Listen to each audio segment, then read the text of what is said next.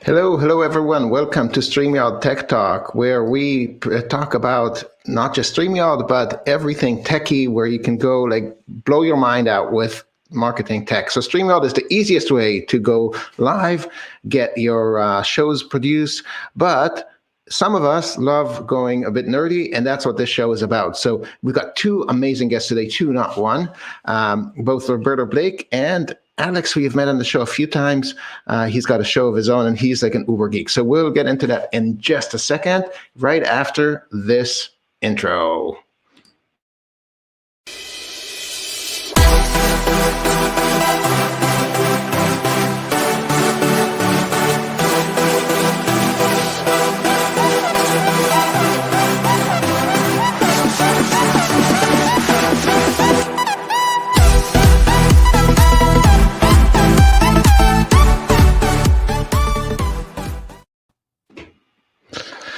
Hi, Roberto. Hi, Alex. Welcome to Tech Talk. Oh, hi there.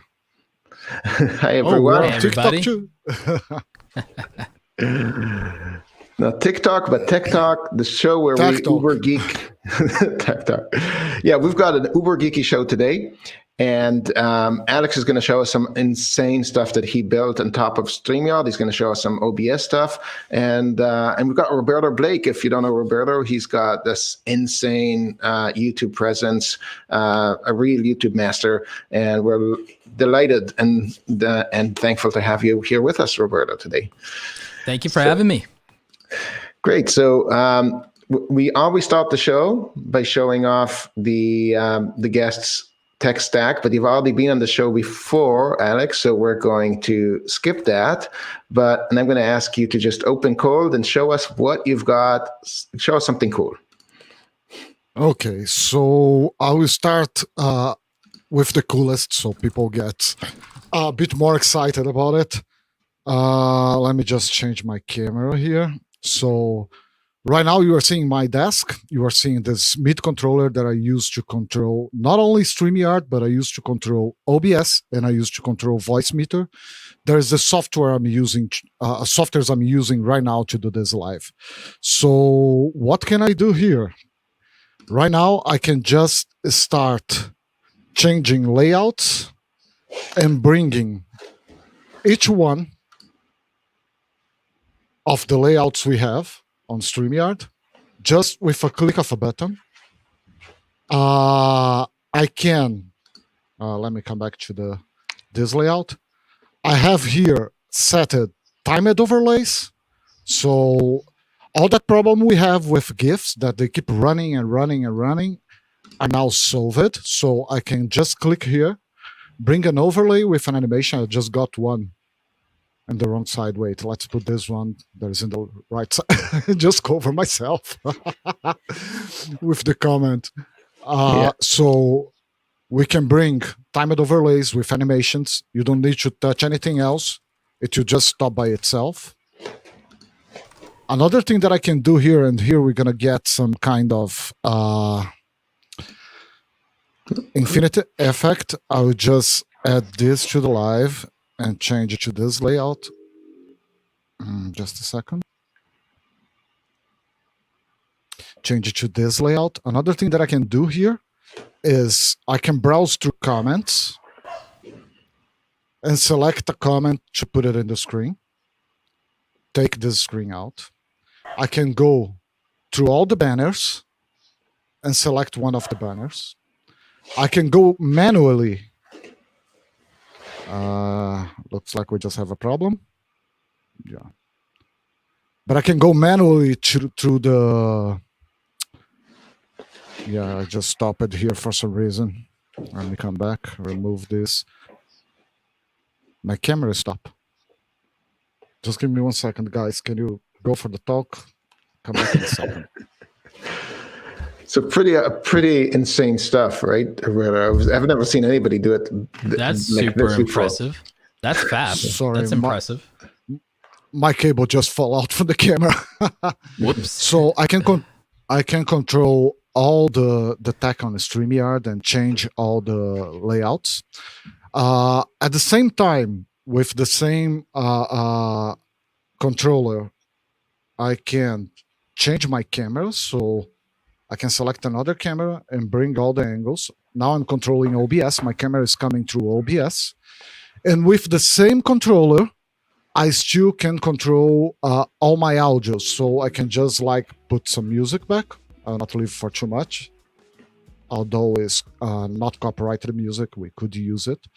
So I can use this to control all the aspects of this live without using any movements of the mouse. This can be used not only with the MIDI controller, can be used with hotkeys on your keyboard.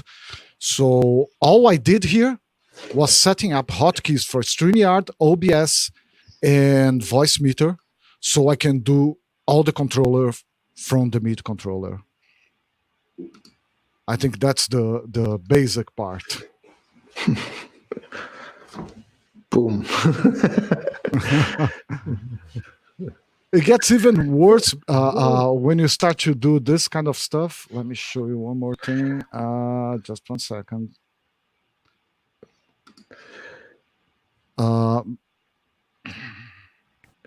Yeah, while you're looking for it, Let's Talk Classic Hip Hop is asking what's the name of the controller you're using, and we'll get into how you use it in a minute.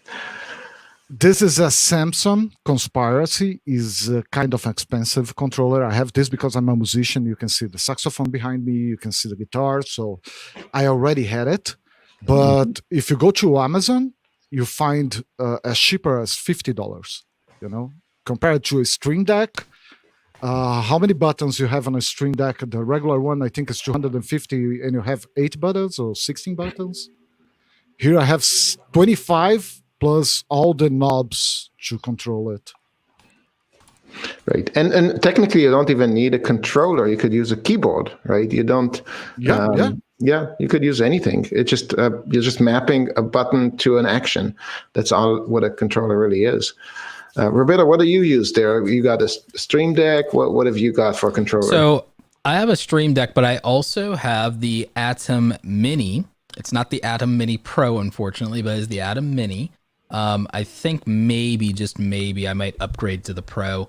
I haven't decided yet, but this lets me obviously switch between 2 camera angles. I'm using Sony cameras. So this one is the main camera, and this is a Sony a6600 with a 16 to 35 millimeter zoom, f4 lens. So it's still a hell of a lot of glass. It's still super expensive. It is overkill. Y'all don't need this, but it's nice. But you don't need it. Nice. But I do enjoy it. And yeah, so I have that going on. I also have my main full frame camera, the Sony a7S III, mostly just because it was easier to put a straight up HDMI to HDMI into that one, or I would have used my Sony a7C, or I could have used my Sony ZV-1 here. And that might have actually even been better because I would have had like the versatility of the zoom lens on that.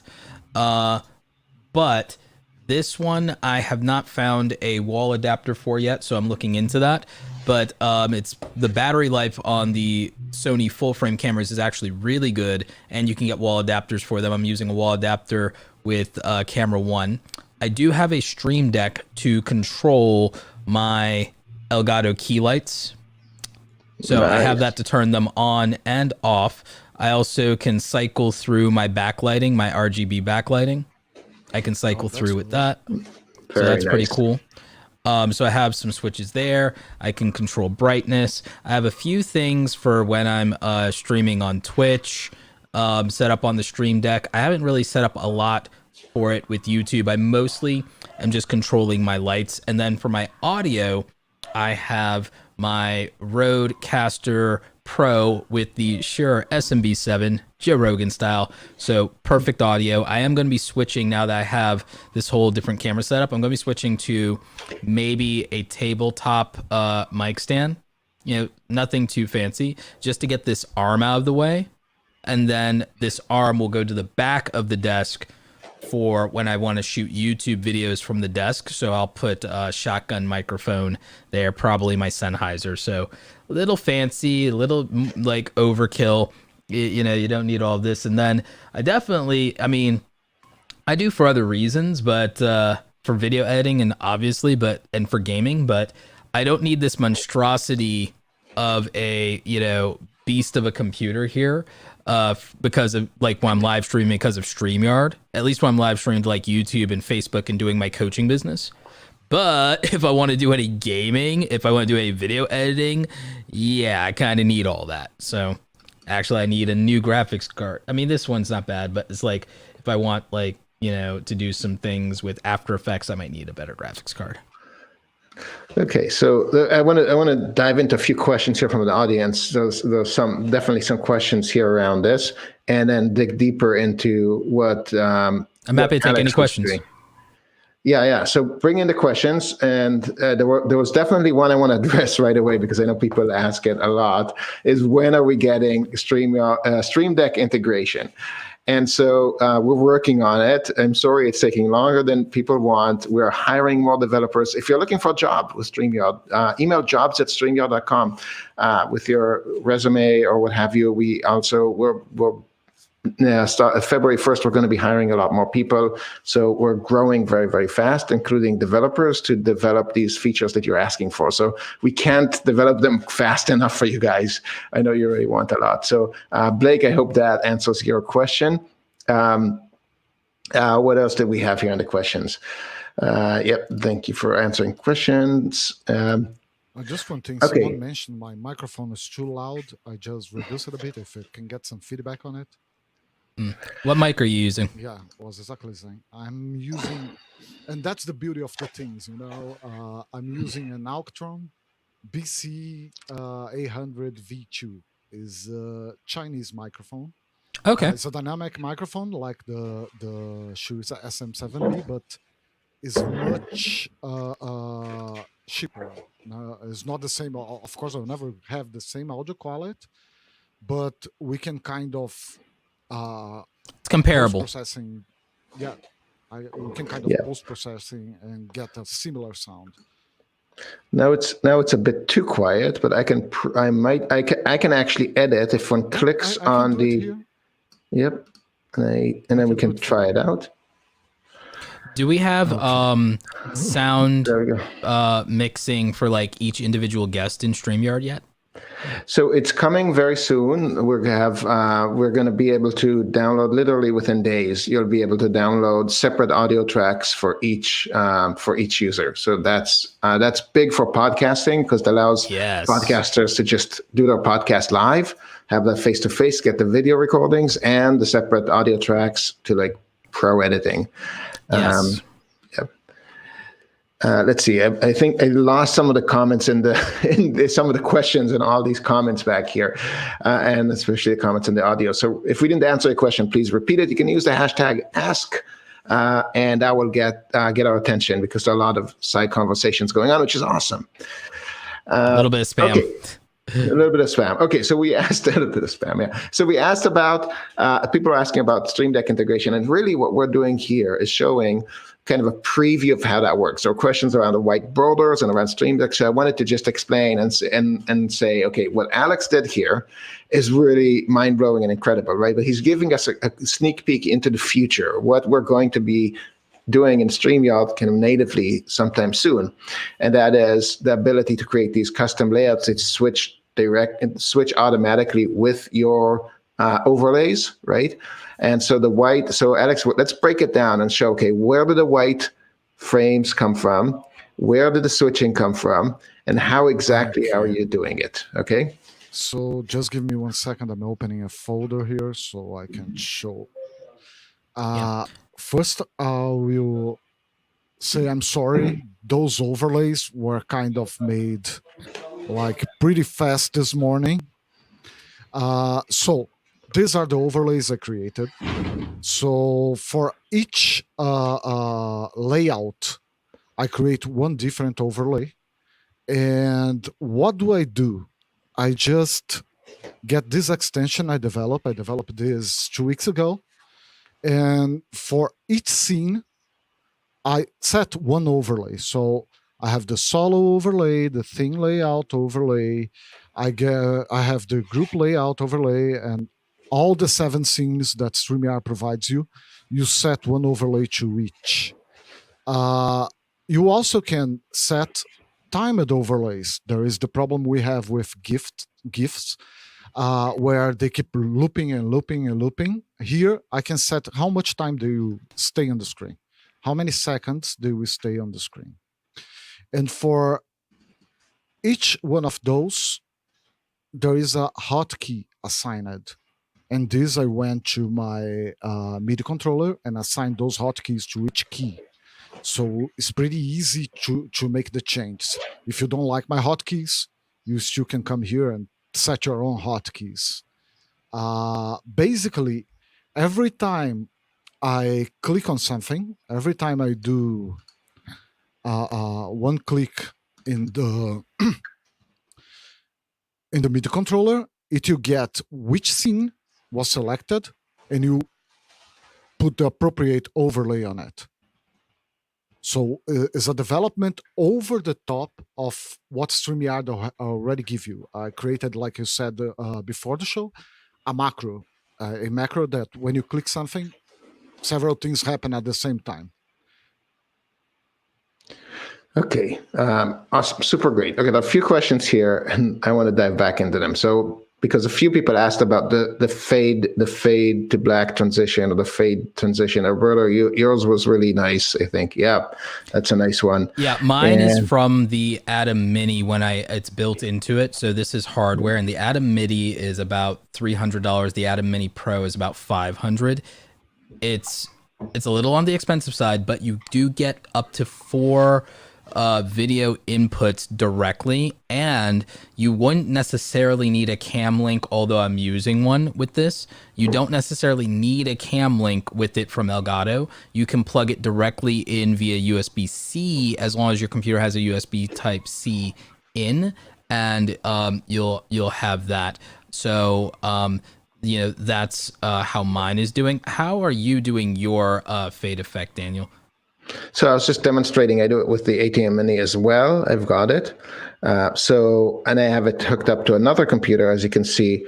In this case, I have it open up with a StreamYard. In case I needed to showcase, I can just select that other computer, but sometimes I use it for presentations. If I'm using it on platforms such as, if I need to give a presentation such as Zoom, etc., it doesn't allow me to have the flexibility I need. With StreamYard, I almost never need the ATM Mini. I use it here for demonstrating, but when I'm on a guest speaker in other places, I might need it. So I will use a presentation from that laptop, bring it in from my other laptop into my ATM Mini, and then shoot it out to my application here and stream it out right there.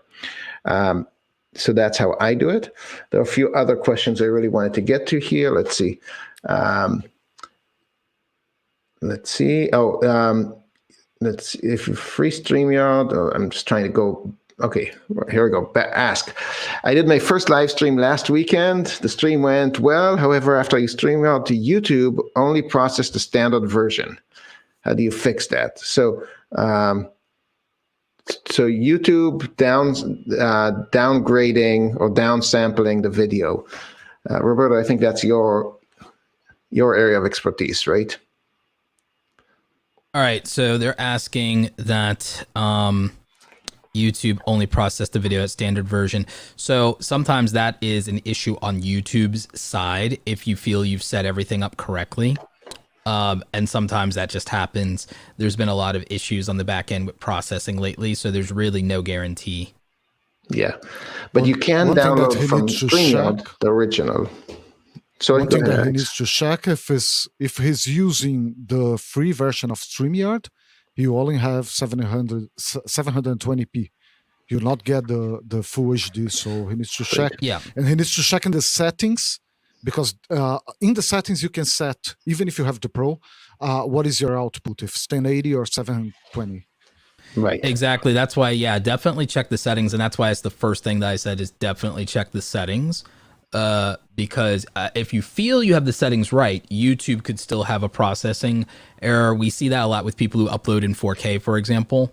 I haven't seen personally an issue with live streams, but it's not like I haven't heard of it before. With me, I had an issue where my live stream didn't even process until I went back into YouTube and for the replay. And I had to select that it was what audience it was for, because it wasn't defaulting on live streams for kids versus not for kids. So setting up your live streams in advance, like especially if you schedule it with StreamYard, go back into YouTube's settings and then also double check everything. One, you can optimize your stream before you schedule it. Two, you can make sure monetization is turned on, because that's not turned on by default. Super chats are. Regular ad monetization is not turned on by default, so you might want that for the replays. And you can do all of your SEO and just anything else you want. Set up your pinned comment. So I prefer to set my streams up in advance and not stream on a whim. Like just, I want to stream. It's like at least give yourself like 30 minutes and set everything up. Thanks. Yeah, we have another question here for Alex. What is the name of the extension that you were using? Yeah, it's called Monkey Magic. It's an in-house development. I did that, and it's still not out there. It will be out there in a few weeks. We're still making manuals and all the video tutorials for it. So it's not out there yet. It doesn't. You shouldn't look, because you're never going to find it. You're never going to find it. Okay, yeah, and I just wanted to say that if you do try to hack the software like this, where essentially you're mapping elements in the code or in the HTML code, right, mapping it to an external controller through a plugin. If we release an update, or if Chrome releases an update that changes that code slightly, it could break the setup, which is not a big deal if it happens in a time ahead of time where before your show, so you can fix it and update it as well. But it doesn't. But if it happens 10 minutes before your show, you don't want to have to rely on it, right? So it's a lot of fun. Take it carefully if you're a pro streamer that maybe is getting paid for this work. Okay, yeah. Somebody was asking about Jason about the controller. It was the ATEM Mini, very popular controller. You can get it in different price points. Again, a lot of the functionality of ATEM Mini is actually built into StreamYard. We talk a lot about on this show, but it's fun to have that tool, I must say. Okay. I've noticed that YouTube has stopped listing my scheduled broadcasts. Any reason? Can I fix it? Patrick is asking. Roberto? Yeah, I think it's Roberto. Yeah. So YouTube stopped listing your scheduled broadcast. Well, so when you say listing, do you mean, I wonder what they mean when they say listing. Now, what you want to do is you'll want to check by default and make sure that they're public by default. So you want to check your settings again. The other thing I would say is if you're talking about listing in the YouTube dashboard, YouTube has separated this to where you have uploads and then you have live. So you'll want to tab over to live. You'll see it there at the top. So, that's something that you want to look at. It's just that YouTube moves things around and they have a new live dashboard. It feels a little convoluted to get to be honest with you. I wish they actually just in the regular YouTube dashboard would put like a live icon so you could go to everything for the live dashboard. Maybe that'll come soon, but yeah, you have to do a little bit of digging now, unfortunately, when you're doing your lives. It's not prioritizing them. The same thing even with other features like YouTube Shorts, YouTube Stories. They're kind of being layered in on top there. Try not to be overly critical of them here because they do a lot and it's a lot to put into a decent UI UX design. But yeah, it's just like not very intuitive, but it's there. Thanks. Oops, your internet is phasing in and out. And I wanted to mention something about internet.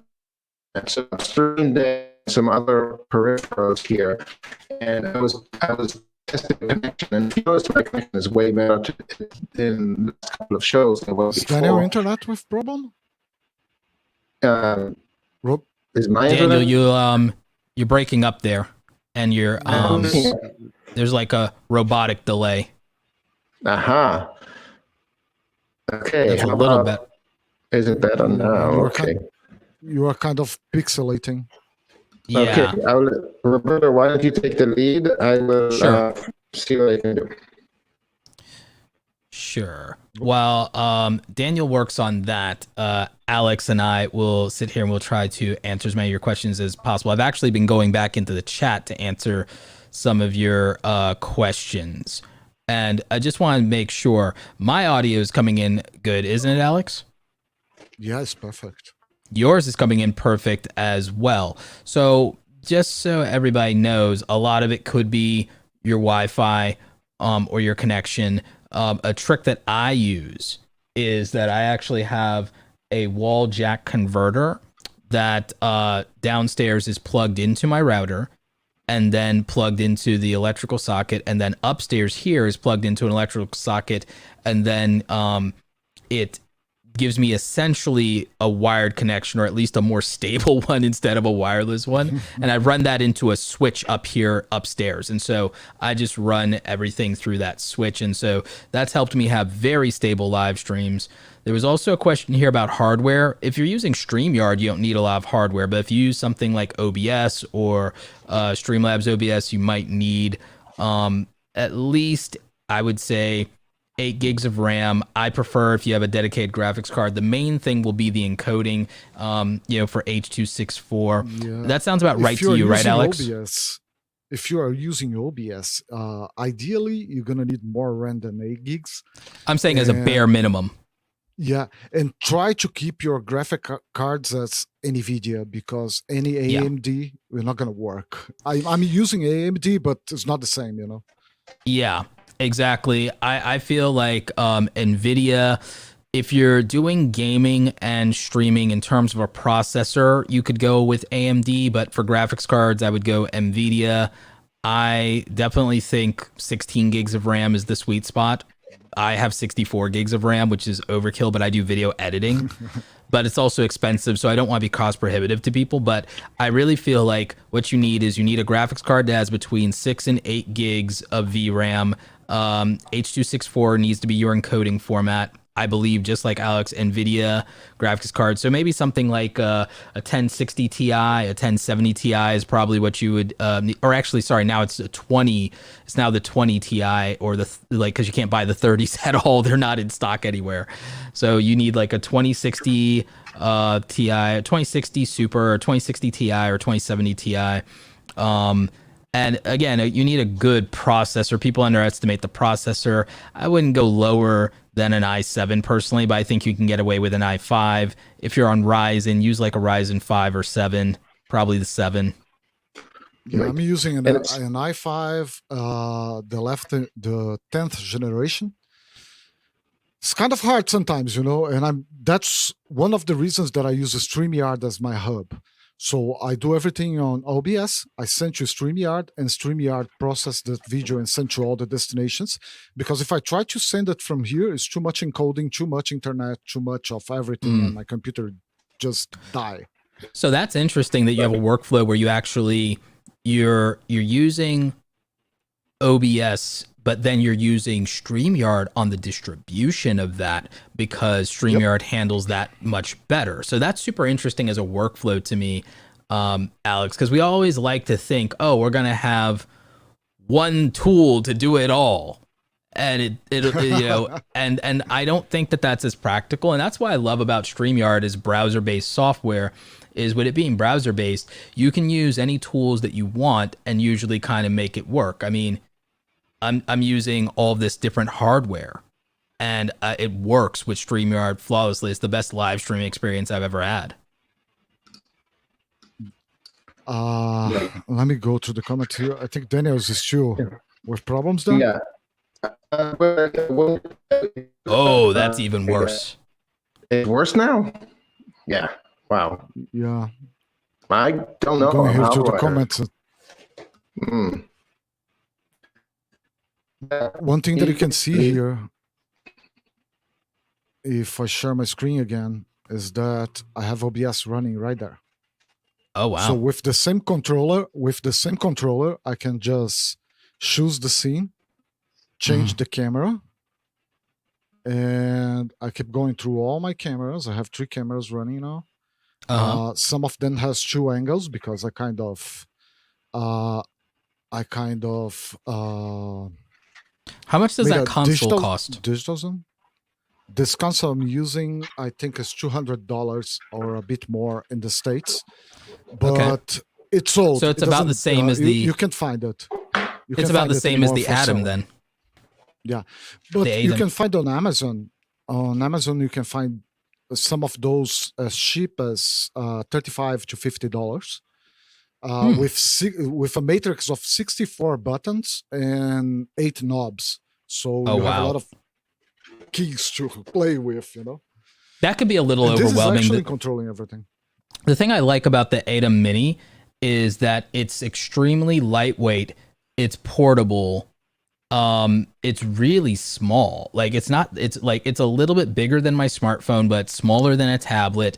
I could still have this multicam setup just by putting it in my regular camera bag, like that I would travel with in terms of taking 2 cameras with me for a shoot anyway, or going to a conference.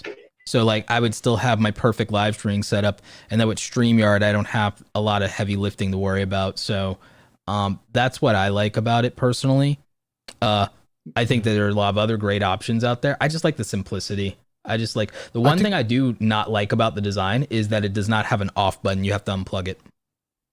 Yeah, I think we have some questions. The first one is, if it was the free StreamYard account, you can't stream in Full HD anyway, right? Yes, you can't. With the free version, it's only 720p.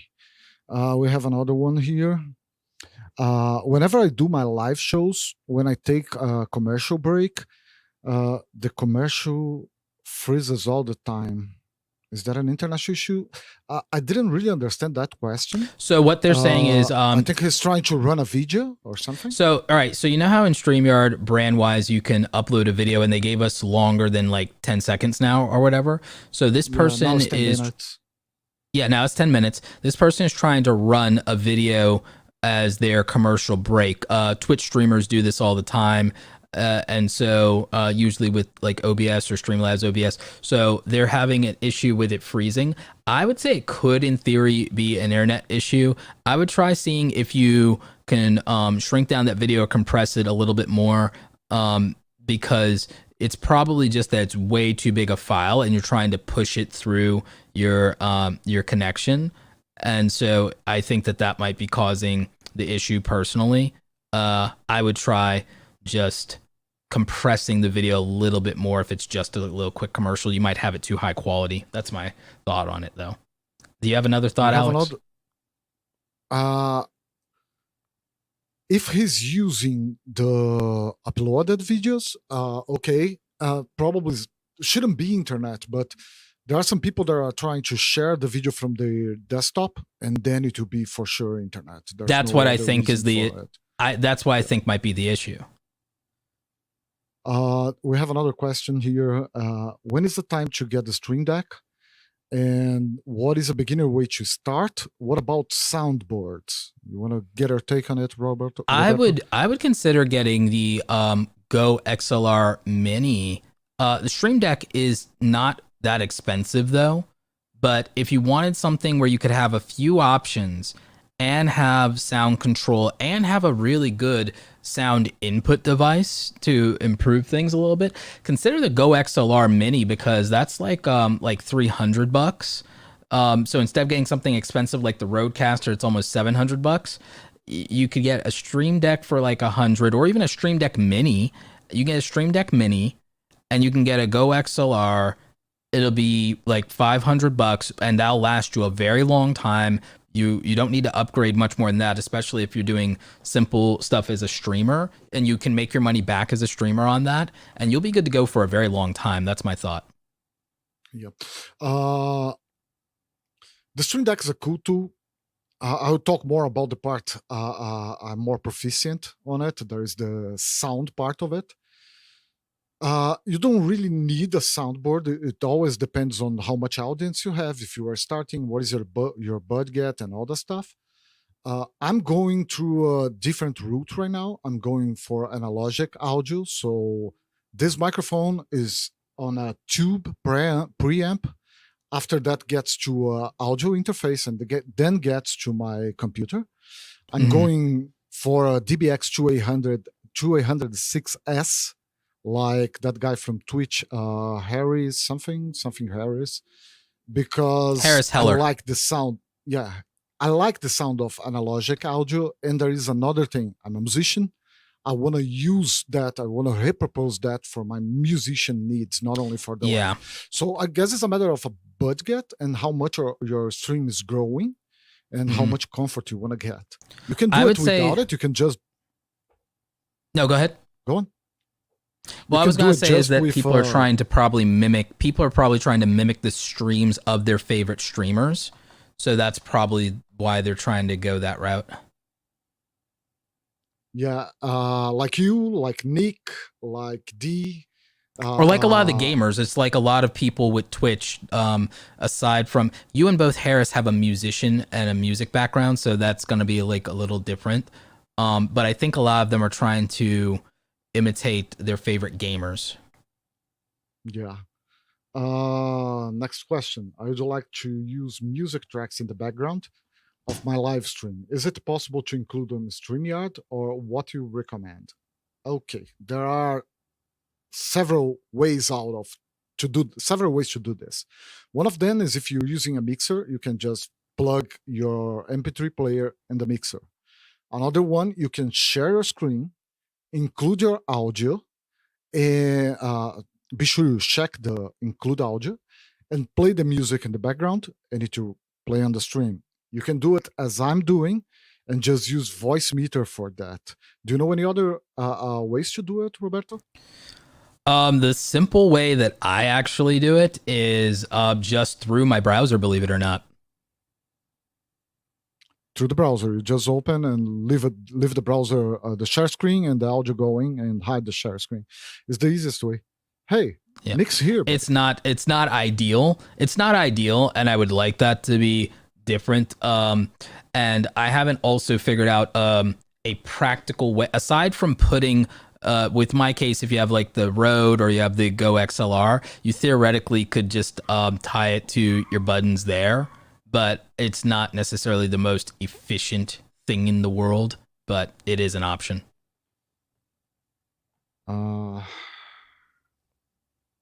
Okay, one thing I didn't get is both of our cameras Sony? Both of my cameras are in fact Sony. So this is the Sony A6600 with the 16 to 35 millimeter f4, and then this is the Sony A7S III with the 24 millimeter f1.4. So that would normally be my regular YouTube lens and YouTube camera. That's an amazing lens. Oh yeah, it's great. I have too, or just yes. Oh yeah. I would not have all the glass I had if I was not a photographer. Like if I was just a YouTuber, I would have saved like $10,000 if I was just doing YouTube. But I do photography as well, especially when there's not a pandemic. I'm really big on doing photography when I travel. I like doing nature stuff. I like doing landscapes. I also like doing portraiture. So it gets expensive. That makes both of us. I'm a Canon user, so I have a bunch of L glass. You can see some of them behind me. Someone asked about processing your voice. So this may turn out kind of wrong. I will try something here. So this is my audio already processed. And this is my regular audio. I don't know. Can you hear the difference? I cannot. Slightly. I can, but I'm wearing like really good headphones. This is my regular audio, and this is my processed audio. So I have a noise remover, I have an exciter, I have everything plugins, okay? Everything waves plugins. So I have a gate, I have a de-esser, I have an equalizer, I have a compressor, and I have a limiter on the chain. Yes, you can do that using voice meter, or you can do that using OBS and sending the audio through voice meter to StreamYard. So mine also does all of that through the Rodecaster. Nick Nimmin hooked me up with the settings for that. Oh, the Rodecaster is amazing. I'm is. in Brazil, I'm not in the States. It's kind of hard because here everything costs 10 times more than in the States. So if you pay $700 there, you pay here like 7,000 reais. There's much more than that. Oh, Lord. It's kind of really expensive here because of the taxes. Let me run through here and see if I have. Yep, taxes. Okay. That's fun. Taxes, they're always there. 60% over anything that comes from abroad. How do I play music and not be on the camera? I want my music over my two guests, like sound effects. You can do exactly what I'm doing. Use voice meter to throw voice meter, and you can Google later to throw the music inside and use audio avatars. Just remove audio avatars, include yourself in the live. You're not going to show up, but you're going to be there and your audio going to be passing through. And you can trigger, you can also trigger sound effects with it. Like, I don't know if you get there, but like this one. Nice. Or this one. Yeah, and then with like the Rodecaster, I have like the same ability I have. I can go.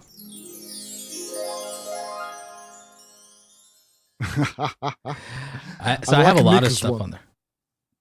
I have some stuff for my podcast set on the Rodecaster, but technically if I wanted music, I could actually, if I make myself a music loop, like a long, like, you know, music file, I could just put that as a button here on the Rodecaster and I could just play background music through. And then I also have the ability to control essentially its mixing volume or what have you. But so like, yeah, where do you store the file? In the Rodecaster? So, you put the file in the Rodecaster? You can put it like there's a micro SD card slot. So the thing is, you can put as much basically as you have the capacity for when it comes to that. And how long you can leave it for 1 hour running the same audio without any problems? I haven't tried it, but I imagine I could actually with no problem because it's just at that point running the file. Because I have some high quality intro stuff for my podcast. I just haven't tried a long form loop, but it's not, I don't think it'd be that bad. I might run an experiment with that later today and tell you how it goes, but I don't think it would be a problem to run like a 30-minute or something audio loop. Because I could probably just put a playlist all into one file, put that file onto the micro SD card because like it has the storage capacity. It's 64 gigs. It can handle it. And then I would just run it. There's another question. This one is more for you. There is use it to the gear. I have a Rodecaster. Can I use it? Can I use that as a switcher in the StreamYard? Not as a video switcher. You'll need something like the Atom Mini. You can't use it as a video switcher. You can use it like as an audio mixing board, though. Not quite the same thing as a switcher, but it's the audio equivalent, I would suppose. So this one is more for me. How do you connect the DBX2806 to the computer? Okay, you're gonna have the DBX is just a channel strip. It has a preamp, it has a de-esser, a compressor, and all that audio good stuff. You just have to get the output of it and plug it into an audio interface. So I have a Tascam. It's not a Tascam, it's an M-Audio one. You just plug the exit of the DBX to that interface and you convert to digital and bring it back to the computer. It is amazing. It's an amazing channel strip and is very cheap. Nick says that long form loops are fine in Stream Deck and in the Rodecaster. That's awesome, Nick. Glad to hear it. And so, by the way, love your work, Nick. Mm-hmm. Let me come back to the comments here. Voice. Yeah, I'm looking through some of them as well here. They want to know how they can add this white frame. Is that something you've made available that people can download, your frames? I didn't, but I can get all those overlays. Mm-hmm. And I will put it for download for free, and I will ask Daniel to link after the live in the video. So come back in 1 or 2 days, and you can download all of them. Also, I just made them kind of really fast this morning just for the show. Yeah. And guys, please remember to check out streamertemplates.com as well. And that will hook you up with some great StreamYard templates. Those were put together by the amazing, talented D. Niman. And so you'll want to check out streamertemplates.com. Thanks for that, Chad, Roberto. That was awesome. Yes. And Daniel, no, you're still not back, buddy. me. I'm going to have a talk with his internet provider. Gonna have to go have a little chat with them. You know, because of that kind of stuff, I have 2 internets here. I have 2 providers. I pay for 2 different providers, so I don't have problems with that. Yeah, I do that. And they let you do that? Because I'm not even sure I'd be allowed to do that here the way they have things here in the States. I'd have to. Really? Yeah. It depends. I can order as many as I can. And as many as I want. I just need to pay them. It's really weird here with the ISPs, especially when we had this whole net neutrality thing that I won't get into and everything like that. But it basically gave the internet service providers a free reign of terror down here in the States. So that's fun to deal with. And I won't get into now I have it too much. One fiber connection, I think is 300 megabytes of download and 176 for upload. For my needs is okay. And I have another one that is just a regular provider with more 300 megabytes. So if one fall down, I just turn on the other one. And I did that because actually all this YouTube stuff and photography stuff is my hobby. It's not my work. I'm a manager for IT department of a big retail company in Brazil. And I'm working from home before COVID, so I need to be online all the time. I just cannot. Yeah, I'm similar. Like, so for me, I have a coaching business and I have several other ventures I build with affiliate and e-commerce. But I made YouTube and content creation a very lucrative side hustle. But I treat it like a business, and I treat it like someone would treat their full-time thing. It just doesn't take me 40 hours a week is the only thing. It doesn't take me. My coaching business combined with that maybe does. So that's a little bit different as far as I'm concerned. But yeah, so for me, all these services, all these devices, I do rely on them. I use StreamYard in my coaching business, actually.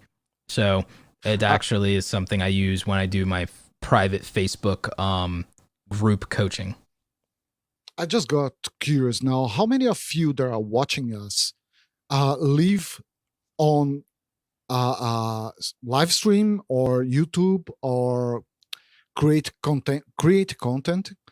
How many of you just live only on that? Make your living. How many of you? Basically, Alex is asking, how many of you are full-time content creators? Yeah, thank you. Sometimes my English does vanish. Like, just put in full-time in the chat there if you're like full-time, if you're full-time, hobby if you're hobby. Planning on doing that, but more to my retirement. So I wait a few more years, planning on doing just photography and content creation for my retirement. That's what. Let's see how it does. I'm practically already retired as far as I'm concerned. Like, kind of. Like, it's like there's enough that comes in passively, in theory, passively through affiliate and e-commerce that would definitely cover my bills. But I also have a small team that I take care of. I pay a lot of taxes. That's the bigger issue. And so I kind of have to work for the government like 2 months out of the year, I suppose, if I think about it that way. I like for like 2 or 3 months out of the year, I guess I work for the government. Yeah, it's like closer to like 3 months out of the year. So like 3 months out of the year, I work for the government, and then the other 9, is kind of like for me. But I think enough passive income would cover all my bills, but it's the cost of my business to make the money and to manage my team, take care of them. And then there's some other stuff, but like, I feel like retirement wise, I basically am retired because I feel like, well, I'm doing things I love. And I don't have to have a schedule. I keep one because it keeps me healthy and sane. And then you have to spend time with cool people like you all day. So like, it's like, it's not the worst career you could choose. Yeah, it's not. And I just love to talk. I just love to chat. And this would be amazing for me, but it's not my moment yet. It's kind of a hard transition when you get to find a break even for your business and you can leave your job and just focus on your business. It's kind of hard. Me and Daniel Patel did an entire like 4-hour live stream exactly about that. Daniel Patel is the long hair dude. Yep. Yeah. Yep. He is the rocker. Yeah, he's cool. Yeah. So like we did an entire 4-hour stream. It's still up over on my channel and you guys can watch that. But basically we talked through exactly how to become full-time and how to transition out of your regular work. And really a lot of it comes down to building these multiple streams of income, but then also separating them from how much time like the time to money thing by building things. I tell people, I know there's a lot of people who say passive income's a scam, and I know there's a lot of like, fake guru stuff out there, but like passive income is really probably what most people's boss does, and nobody will tell them the truth that like, hey, your boss could probably take 3 months off and not miss any money. Like why can they do that? And it's because they have like 6, 7, 8, 10 different ways they make money, and they don't have to clock in to make it either. Like they have a lot of sources of income that they built maybe in their youth, maybe in their 20s or 30s, they built up some stuff and now they live off of it now, and they just have a business and they pay you to do all the work for them, and they just sit there and supervise you, or they just come in. And usually when I was working as an employee, to be honest with you, both, like a lot of it, my bosses, when I worked for entrepreneurs, they used to sit in their office, and when they weren't sitting over my shoulder or the other employee's shoulder, all they did was day trade all day. All they did was trade stocks all day. So like you can build YouTube and things to a full-time income, but you have to take it out of hustle mode.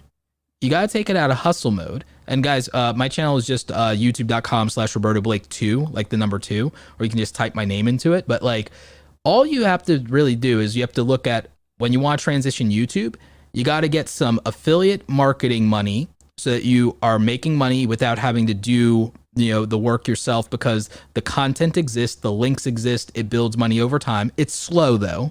So it's not going to happen overnight. You're not going to do it in like 1 year. Yeah. Probably not. I didn't. And then you need e-commerce. You got to have something that you can sell, like and that people templates. Want. Something people want, that there's market demand. Trainings, templates, training, things like resources, or like photographers do Let's Packs and presets and things like that. Audio people do music. Okay, here's another one with music. You can then do royalty income. So you have affiliate income, e-commerce, and royalty, and that's real passive income. A business, even an e-commerce business, can be passed down. So like that's another reason that it's like passive, royalties, people are getting paid after they're dead off of music, books, film, television. Like, so royalties are real passive income. Don't let nobody tell you any otherwise. Passive income isn't a scam. Making money overnight is a get rich quick scheme. Those are scams. Passive income is something that pays people past their lifetime to their descendants because of royalties. Affiliate, if you do it right, can be in perpetuity, and e-commerce is just retail. For that. Yeah. This is something that people need to understand. You're not going to make money if you don't work. You can work for yourself. You can do, but even to get the you can actually, it's income, you don't make money if you don't create. You don't make money if you don't create value. We have to separate the word work and we have to go to the word value, because the thing is, somebody can build a business and then not work because the employees do the work, because that's called leverage. No. Because the employees create the value. At some point, that person should have to do something. It's Up about front. the scam of overnight. That's my getting point. money overnight. That doesn't happen. No, So, getting money overnight. Yeah, no one does that except the lottery. Like, no one does that. Like, no overnight success, but you can work. But the goal is to get paid more than once from the work. I stopped trying to do work that only pays me once, but it took me a while to figure that out. Yeah, that's a smart decision, you know? Yeah, because if you get paid more than one time, that's the real goal. And you can't do that if your skills are super, super low. So one of the great things about teaching people live streaming and these things is when you make content like a live streamer, the content exists on the internet after the fact, which means since people are still discovering it, if you have roads to where they can buy or listen to your music, you can get royalty income. If they buy a link because you recommend a microphone, an Atom Mini, a Rodecaster, you get affiliate income. If you sell a product, you get e-commerce, whether that's a physical or digital product, like Pat Flynn's SwitchPod. It could be a physical product. Harder now because we can't all go to China and go source our products and go look at it. And like, even so, you'd have to be able to afford that. But Pat could afford that because he started with e-commerce, with he started actually with blogs and making money off the ads for the blogs before he did YouTube. So he did that. Then he helped architects pass their leads exam by selling a digital product that could be a study guide. So that was digital e-commerce, info product. Then he got super into affiliate marketing in the early days of email marketing and web hosting, and got to be a huge partner with that. And as they say, the rest is history. And like, Pat makes probably 7 figures a year in passive income, but he employs a team that punches a clock that works for him remotely, healthy and safe. He employs a team of 7 people who get to work for a wonderful boss, which not everyone gets to do. So like, there's still people doing the work. Pat live streams, but that's a labor of love for him. So, just some thoughts there, you guys. Like, there's a lot to this, and you can go from hobby to full time. It won't be overnight. It certainly wasn't for almost any of us. Like, but it's there for you. But you got to do the work up front. To wrap up, because I think we are almost on the time. Sure. 3 tips for a beginner streamer. You start? I'll let you start, Alex. Okay, thank you, because it's easier. So if you steal my 3, I'm done. I will not have another 3 to say it. I'm a new streamer. Anyway, don't invest in gear too much. Start simple. Keep it simple to start to get the business going, to start to get the flow going. Don't compare yourself with the big ones like Roberto. He's there for a long journey. Yeah. He learned a lot in his journey, and he's kind of miles ahead of us. We're going to get there, but we're going to take some time. And try to listen to your audience. There is something that is really hard. We come here, we start to talk, and we just want to talk about our personal experience, how we do things, but try to listen to your audience, because this you put you in the right way to set what kind of content you will create. Your turn, man. Okay. So for one thing, real quick, before I get into my 3 tips, someone's saying that they can't access their StreamYard on Facebook. You might have to reconnect your Facebook to StreamYard, because you have to, I think every 30 or 60 days, you have to do that. So like, that's something you need to do. So my 3 tips. My 3 tips for beginners are, at first, don't be seduced by the idea of quitting your 9-to-5 job or quitting your day job, because that's not something that most people can do. Because the thing is, the first year or 2 that you do this, you're probably going to be bad at it. And I say that from experience, that I got where I am more through training than talent, because as I wouldn't go so far as to say I had 0 talent, but it felt pretty close to that. But I had to work really, really hard to get good at anything. I really was bad on camera. Like, I was really bad on camera. I was awkward. I didn't do a good job on camera. I had no energy. I was very stiff. I was very awkward. You'd never know it today. But if you watch my earliest first videos, they're bad. So if you want to feel real good about yourself, you want a self-esteem boost, go to youtube.com/Roberto Blake 2, sort by oldest, watch my oldest YouTube videos. They are awful. They're trash. And I leave them up and embarrass myself just to make you feel better. Because there's nothing you will make. There's nothing you will make that will be as bad as my first like 3 YouTube videos. There's no way in hell. So feel really good about that. So when you start, give yourself the grace to understand that the first year is just like being playing a sport and you're out of shape. So you have to get into good shape. You don't have to worry about winning games, putting points on the board. Your job is to get into good shape and to not be a good ball player, but to be somebody who's physically fit. That's what year 1 is like. Year 1 is the fitness training and learning and studying the game, not winning the game. Okay, so that's what year 1 looks like. So that's my first tip is take it easy, understand, don't be seduced by the money or by comparing yourself. Focus on just getting good. So step number 1 for beginners, get good. Like tip number 2 for beginners.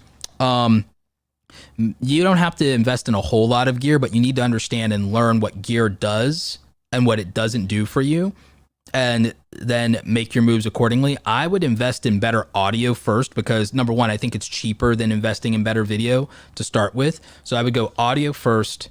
Then I would, if you are using something beyond natural lighting, I would invest in good lighting after that, diffused lighting. I think you can get good audio for $150 even. I think like something like the Elgato Wave 3, for example, really good. There does almost everything you need. Lighting wise, you want diffused lighting. You can get a ring light or you can get like an Elgato key light. So maybe like $150. After that, you got audio and you got lighting. You've like won half the battle right there. If you do decide to get something beyond a webcam, you can get some really affordable used cameras. So get some used cameras affordably, and then you can upgrade your upgrade your lens. You don't need an expensive camera body. I would get a lens before I would worry about a camera body. And so that's the gear talk. And then number 3 is mindset. Just be patient and try to get to a place where you feel like you can make something you want to make that the audience will actually want to watch. Because that's the hard thing is making something that you want, but also something the audience would want to watch. And that's probably the most challenging thing there is. Something you want to make that they want to watch. If you can accomplish that, then I think that you will be successful and that you'll be okay and you'll have an easier time. So, yep. So those are my 3 tips for beginners. Yep. So that's it. Thank you everyone for tuning in. I'm sorry that Daniel wasn't able to answer a few more of your questions just because of the tech issues. But I'm glad we got to do that. We're gonna wrap this up. And I think that this was a great stream. Looking forward to it again. Hopefully I will be on with you guys again next week. I also believe that I will be doing some type of stream on Friday. So definitely make sure you're staying tuned to the StreamYard channel and all the amazing creators. Have a wonderful day wherever you guys are. Stay awesome, and we'll catch you next time. Take care.